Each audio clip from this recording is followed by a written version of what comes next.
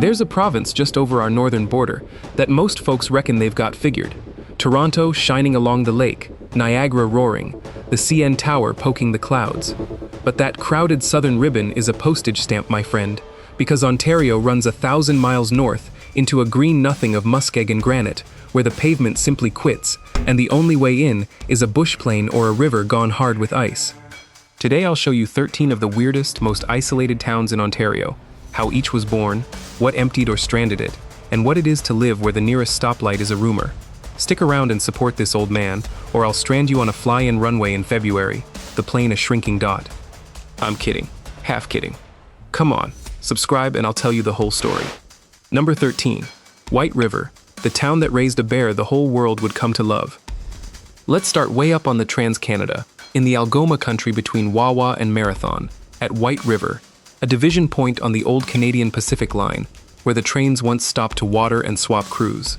It was born as a railway town back in the 1880s, a cluster of section houses and a roundhouse dropped into a cold pocket of the northern bush. For the longest time, White River sold itself as the coldest place in Canada. There's an old story and a much photographed sign claiming the thermometer once fell to 72 below zero in the winter of 1935. The record is disputed. They'll tell you, colder holes exist farther north, but White River leaned right into the legend and planted a giant thermometer by the highway, because when the good Lord hands you a reputation for misery, you may as well charge admission for it. But here's the reason this little town belongs on any list of the weird and the wonderful, and it's true down to the last whisker. In the summer of 1914, a young Canadian Army veterinarian named Harry Colborne stepped off the train here on his way to the war in Europe, and on the station platform, he bought an orphaned black bear cub from a trapper for $20. He named her Winnipeg, for his hometown, Winnie for short. That cub went overseas as a mascot, wound up in the London Zoo, and there a boy named Christopher Robin fell in love with her and renamed his stuffed bear after her. His father, a fellow named Milne, went and wrote a book or two. So the most famous bear in the history of the world, Winnie the Pooh, got her start on a railway platform in a freezing Ontario town most people couldn't find on a map. Today around 600 people hold on in White River, down from the busier days when the mill and the railway both carried a payroll. There's a Winnie the Pooh festival every August, a statue of the cub and the soldier, and a whole lot of winter. For a hospital, a proper store, or an airport that flies where you want to go, you point the truck down the Trans-Canada toward Thunder Bay or the Sault, hours off through country, where a moose on the road is likelier than a traffic jam. Gladys, when I told her the town charges tourists to look at a thermometer, said that was the smartest thing she'd heard all year, and asked whether my porch had one. Number 12. Hornpain, the town that tried to live under a single roof. Now we go deeper into the bush, off the main highways entirely, to Hornpain, a railway town buried in the wilderness of the Algoma district. It sits on the main transcontinental line of what's now Canadian National, and like White River, it was born as a divisional point, a place where the crews swapped out and the engines got seen to. To this day, the surest way to arrive is by the train. The roads that reach it are long, lonely affairs that wander in from the Trans-Canada like an afterthought. And here is the strange, wonderful thing about Hornpain. Back around 1980, when the town was riding high on the railway and the timber, somebody had a big idea: build one enormous complex and try to put the whole town inside it. Under that single roof, the Hallmark Center, they packed apartments, a hotel, a grocery, shops, government offices, a library, even a passage toward the school and the arena, so that in the teeth of a northern winter, a body could live, shop, work, and watch the hockey without once putting on a coat. It was the future, they said. The future, as it tends to, changed its mind. The railway automated, the crews thinned out, the mill wobbled, and that grand indoor complex fell on hard times, a monument to an optimism the payroll could no longer hold up. It's the story of half this video in one building. Somebody bet big on a northern town, and the North, patient as ever, waited them out. These days, Hornpain counts something under 1,000 souls, and slipping, mostly folks tied to the railway, the forest, and one another. The train still calls, and the quiet is total, but it's a long haul to a hospital, a longer one to a city, and when the snow comes down in earnest, those gravel roads out can close on you like a drawbridge. Chad heard there was a town where you never have to go outside all winter, and declared it the perfect place to stream video games. I told him you still have to go outside to get there, and that broke his heart a little. Number 11. Jackfish, the fishing town the lake kept after the people left. We come down to the great cold shoulder of Lake Superior, to a spot on the rocks where a town used to be and now mostly isn't, Jackfish. It clung to a little sheltered bay on the north shore, east of Terrace Bay, in a fold of the Canadian Pacific Line, so rugged the railway builders cursed every mile of it. There was no road to speak of. Jackfish lived by the train and by the lake, and both of those are hard masters. The town was born in the 1880s, as the railway clawed its way around Superior, and it made itself useful twice over. First, it was a coaling station, where the steam locomotives loaded up on coal hauled in by boat. And second, it became one of the great commercial fishing ports of the lake, its docks stacked with whitefish and lake trout iced down and shipped out by rail. In its day, Jackfish had a few hundred people, a school, a hotel, docks and shacks stepping up the rock. Then the world moved on, the way it always does out here. The railways swapped their coal burners for diesel, and a coaling station is worth precisely nothing to a diesel engine. The commercial fishery on Superior fell apart at the same time, gutted by overfishing and by a nasty invader called the sea lamprey, that latched onto the trout and bled the catch to ruin. Job by job, boat by boat, Jackfish emptied out, and by the 1960s, it was finished as a living town. The people took what they could carry and left the rest to the lake. Today, Jackfish is a genuine ghost town, no year-round residents to speak of, reachable by a rough walk or a boat, its old foundations and pilings and a lonely little graveyard going slowly back to moss and alder. Folks who make the trip call it one of the prettiest melancholy places on the North Shore. The bay still there, the trains still thundering past on the high line above, and not a soul left on the docks to wave. Carl came with me to see it once, stood a long while looking at the water, and finally said, "Good fishing here still, I bet." 200 miles for a fishing report. That's Carl. Number 10. Burwash, the town the prison built and the prison took away. South now, into the rough country below Sudbury, to one of the eeriest empty places in the province, Burwash. This one wasn't born of a mine, or a railway, or a rush for anything shiny. It was born of the law. In 1914, the government of Ontario opened the Burwash Industrial Farm out here, a prison with no walls and no fences, set in the middle of thousands of acres of bush where the wilderness itself was the cell block. For where would a man run with 100 miles of muskeg in every direction? And around that prison grew a whole town. The inmates worked an enormous farm, raised cattle and pigs, grew their own food, and the place all but fed itself. To run it took guards and staff and their families, so the province built a proper community, houses, a school, a store, a rec hall, even its own rail spur. At its height, a couple of thousand people lived and worked in this hidden little kingdom in the trees, half of them free and half of them decidedly not. It ran for 60 years, and then in 1975, the government decided the sprawling farm prison was too costly and old-fashioned, and shut the whole thing down. The staff scattered, the town emptied in a hurry, and over the years most of the houses were sold off and hauled away or knocked down. What's left is what draws people now, the great gutted shell of the main jail building, standing alone in a field with its windows gone and the trees creeping back in, one of the most famous spots in the province for the folks who like to explore abandoned places. There's no town at Burwash anymore, my friend, just foundations in the grass, an old graveyard, and that hollow concrete hulk the urban explorers can't stay away from, though much of the surrounding land is still used and access comes and goes.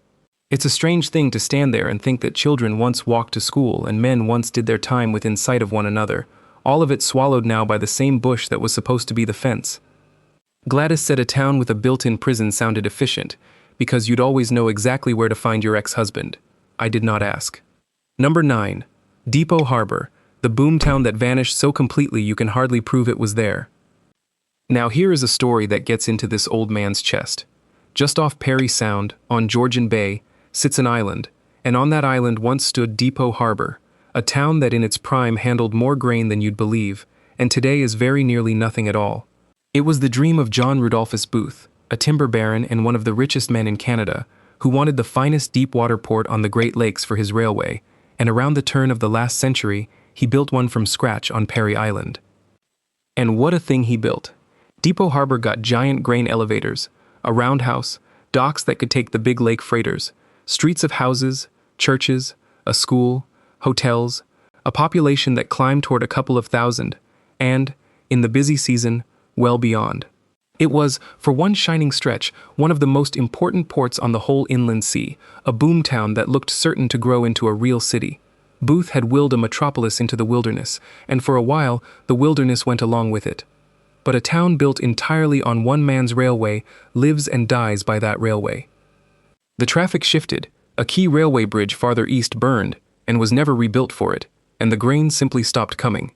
The people drifted away decade by decade, and then, near the end of the Second World War, the abandoned grain elevators, used to store cordite and munitions, caught fire and went up in a blaze folks saw for miles. That was the last punctuation mark. Today Depot Harbor is the emptiest kind of ghost town, the kind that barely leaves a bone, a few crumbling foundations, the ghost of a street grid lost in the brush, a churchyard, all of it on the land of the Wasauksing First Nation now, quiet as held breath. There is no clearer lesson in this whole video, my friend. A town can go from grain elevators and steamships to almost nothing the eye can find, inside a single human lifetime. Chad asked why nobody just rebuilt it. I told him the lake doesn't take requests. Number 8. Goganda and Silver Center, the silver camps the bush swallowed whole.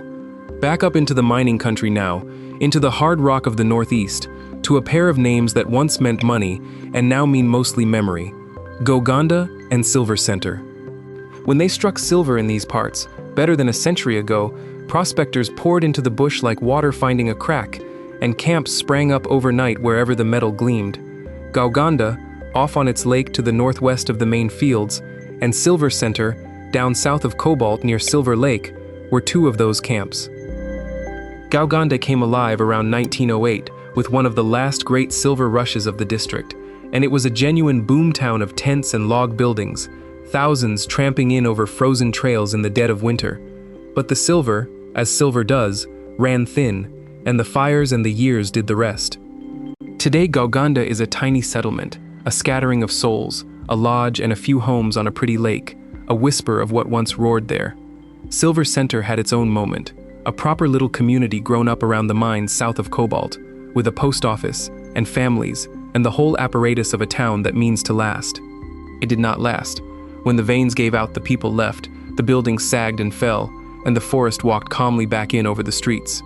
It's a ghost town now in the truest sense, foundations and headframes and old open shafts scattered in the woods, the kind of place a hunter stumbles onto and stands scratching his head. This is the whole pattern of the Silver Country, my friend, and you'll see it again in a moment at number 7. The metal calls, the crowd comes running, the town blooms like a flower that lasts a single season, and then the ground gives its last, and everybody goes home. Carl said a place called Silver Center, with no silver and no center, was the most honest town on the list. I couldn't argue the point. Number 7, Cobalt, the silver town that built a province, and then went quiet. And now to the mother of all those camps, the one that started the whole northern rush, Cobalt. In 1903, while they were pushing the railway north toward the clay belt, workers stumbled on veins of silver, so rich the metal lay in the rock in sheets you could very nearly peel, and word of it set off one of the greatest silver rushes North America has ever seen. Out of the bush, almost overnight, grew a wild, crowded, brawling town, wedged in among the mine shafts, the headframes standing right in among the houses, so that a man's back fence might be the lip of a working mine. Cobalt was no ordinary boomtown. At its peak, it held many thousands of people, one of the biggest places in the whole north, and the silver that came out of here in those years ran to fortunes almost past counting. This one town, they'll tell you, bankrolled the mining know-how and the money that went on to crack open the rest of northern Ontario and beyond. The prospectors, who learned their trade in the mud at Cobalt, fanned out afterward and found the gold camps that came next. But the richest vein is still a vein, and a vein ends. The great silver years faded after the First World War. The mines closed one by one across the decades. Fires tore through the crowded wooden town more than once, and Cobalt settled from a roaring city into a quiet northern place living on its memories. The people drifted off to the gold fields and the cities, and the headframes stayed behind, rusting, keeping watch. Today, Cobalt holds something like 1,000 people, and it wears its history like an old medal, once voted the most historic town in the province, with a mining museum and the old shafts and trails threaded all through it. There's a real dignity to the place, my friend. It didn't so much fail as finish the job it was dug for. Houses go for a fraction of city money, and the nearest big everything is a good drive south. Gladys, when I told her the town's backyards had live mine shafts in them, said that explained why nobody in Cobalt ever got nagged to go mow the lawn. Hey, since we're right about halfway down the road, let this old man ask you one small thing. Subscribe to let me know these videos actually help and make sense, because I spend whole afternoons digging through old censuses, railway maps, and house listings, and if nobody hits that button, I end up like Depot Harbor, grand plans, giant elevators, and not a living soul left to remember I was ever here. An old man's got little time to waste and a lot of knee to look after.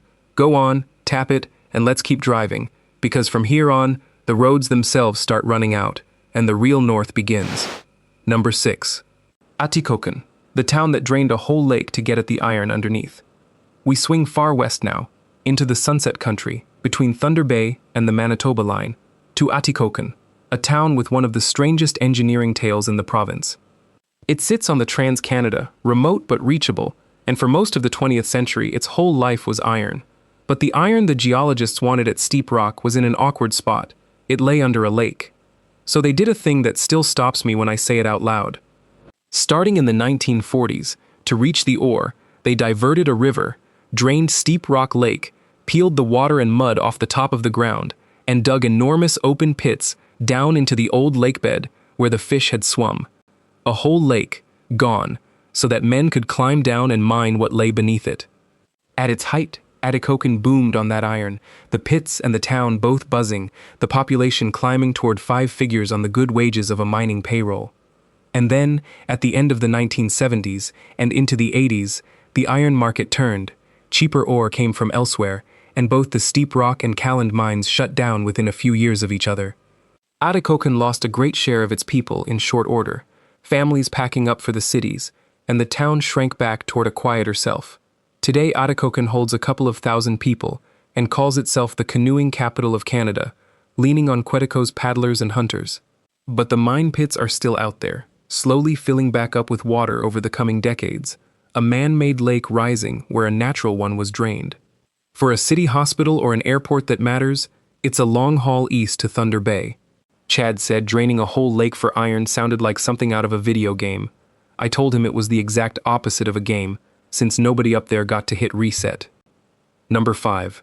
Red Lake and Pickle Lake, where the road going north finally quits. Now we get to the edge of the map in the truest sense, to the 2 towns where Ontario's highways run clean out of nerve.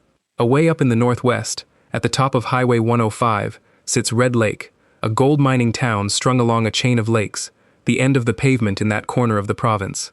And over to the northeast of it, at the very top of Highway 599, sits Pickle Lake, which holds a peculiar honor. It is the northernmost place in all of Ontario you can drive to on an all-weather road. Past Pickle Lake, the road quits, and the bush wins outright. Red Lake came up on gold.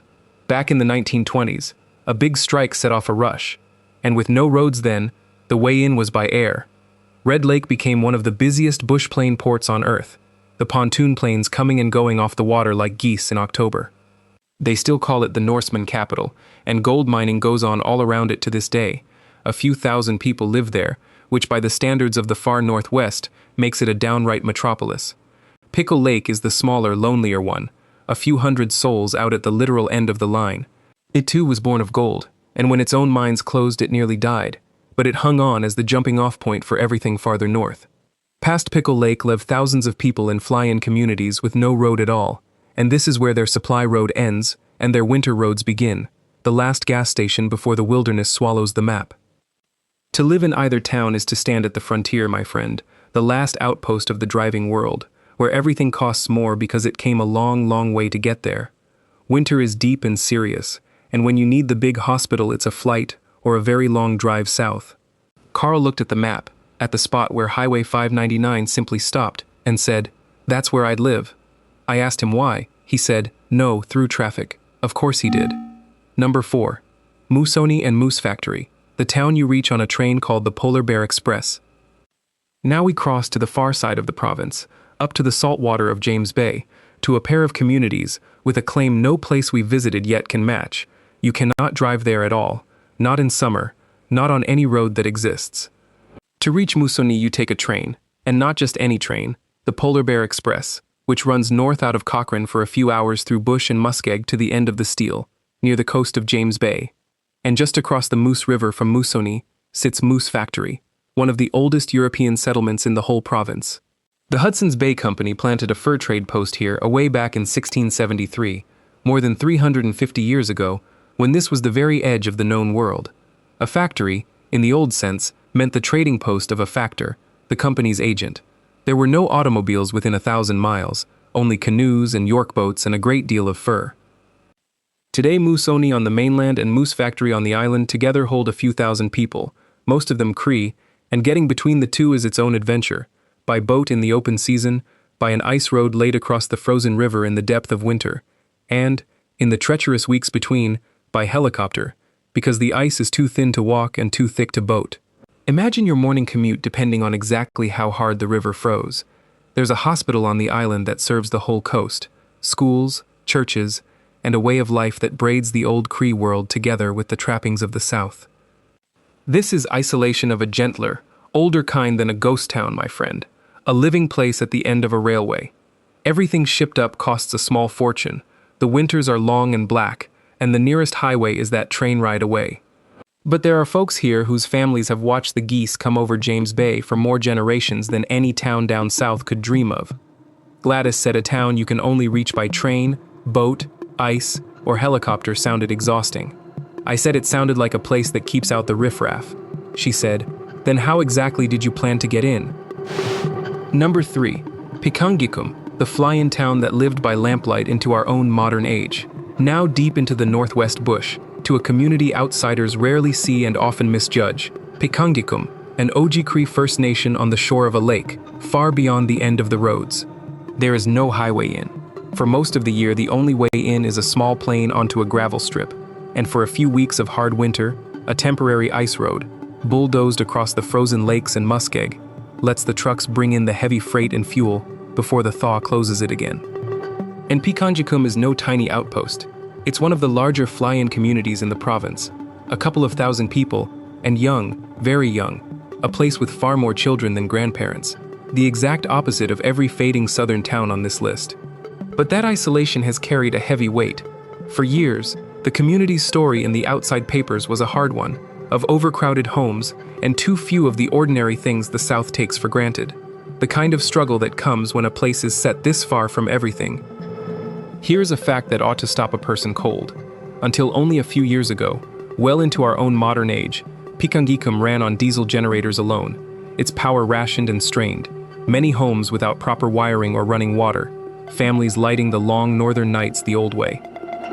Then, at the very end of 2018, an indigenous-led power project finally strung a transmission line through the bush and hooked Pikangikum up to the provincial grid for the very first time.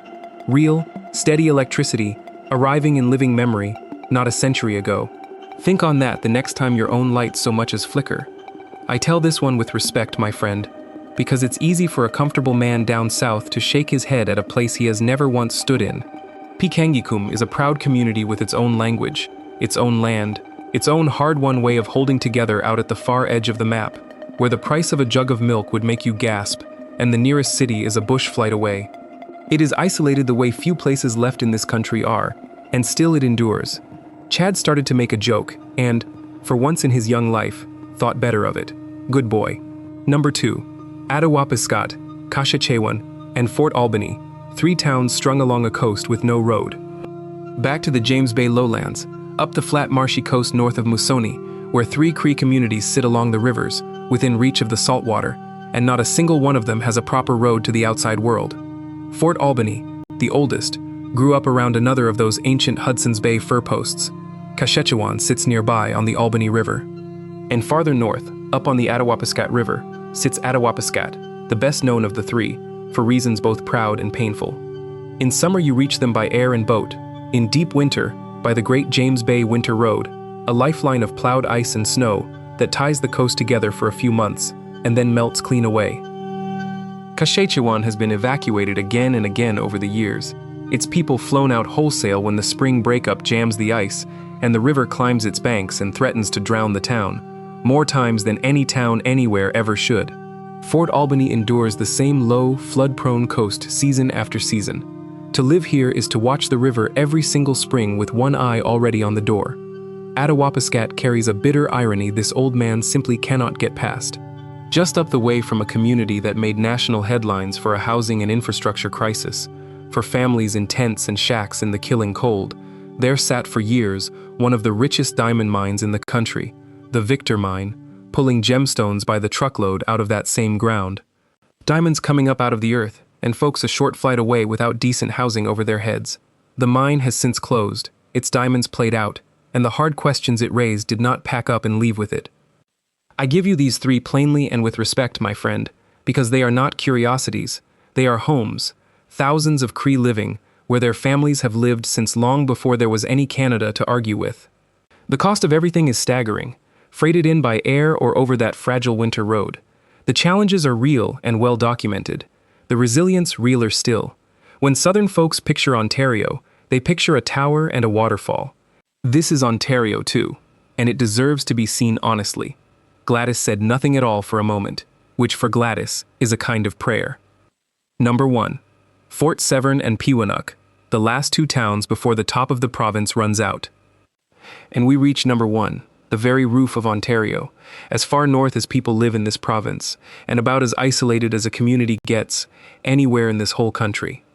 Right up on the coast, near the cold gray water of Hudson Bay, sits Fort Severn, a Cree community on the Severn River, and the northernmost settlement in all of Ontario. There is no road, there has never been a road.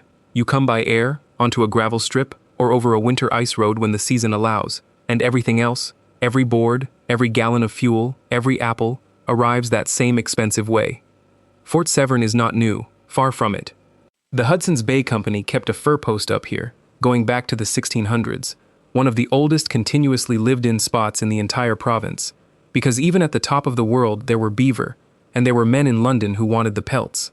A few hundred people live here today, Cree families keeping the northernmost porch light in Ontario burning, watching polar bears wander the coast, as casually as a southern town watches deer cross the lawn. Think of that a moment. Your nearest wild neighbor is a bear that swims in the sea. And a little to the east, near the mouth of the Winisk River by that same great bay, sits Peewinuk, the community of the Winisk people, and it carries a story that belongs at number 1 on any list, about isolation and plain survival. The people used to live downstream at a place called Winisk, on the coast, until 1986, when the river broke up in a catastrophic spring flood, ice and water tearing through and destroying the whole community, taking lives. So the survivors moved, rebuilt their town on higher ground inland, and named the new place Peewinuk. A whole community relocated, in living memory, because the river came for the old one. These are the most isolated towns in Ontario, my friend, and standing up there at the top of the map, you finally feel the true size of this province, how that glittering southern strip is the smallest sliver of it, and the vast cold north is all the rest. A few hundred souls at Fort Severn, a couple hundred at Peewinuk, polar bears out on the beach, groceries that cost a week's wages, and a horizon that runs unbroken all the way to the Arctic. No roads, no cities, no crowds. Just the river, the bay, the bush, and people who long ago made their peace with all three. Carl, looking at the place where the map simply ended in blue, took off his hat. He didn't say a word. For once, none was needed. And that's where we'll leave it, friend. 13 of the weirdest and most isolated towns in Ontario, and now you know how they got that way. Some emptied out when the silver, or the iron, or the railway pulled up stakes and hauled the payroll off in the last boxcar, and some were never on the road at all. What's cheap in the ghost towns is the silence. What's dear in the fly-in towns is everything else. Every jug of milk that had to fly to get there. And running under all of it is the same truth this old man keeps bumping into. The far north of this province is enormous, and mostly empty, and the folks who stay up there are cut from sterner cloth than most of us who complain when the coffee's gone cold. This evening it was Gladys, Carl, and Chad out on the porch with me, the coffee cold as usual, and I told them about Fort Severn and Peewinuk, about the polar bears on the beach, and the town that had to pick itself up and move to higher ground after the river took the old one. Gladys, quiet a good long while, said she couldn't imagine loving a place so much you'd rebuild it inland rather than leave the country it stood in, and then said maybe that was the whole point, that some folks belonged to a piece of ground and not the other way around, and for once nobody teased her for going soft. Chad, thumbs already moving, announced he was flying up to film the polar bears for the internet, and I told him the bears would be delighted to film him right back, from the inside, and he put the phone down.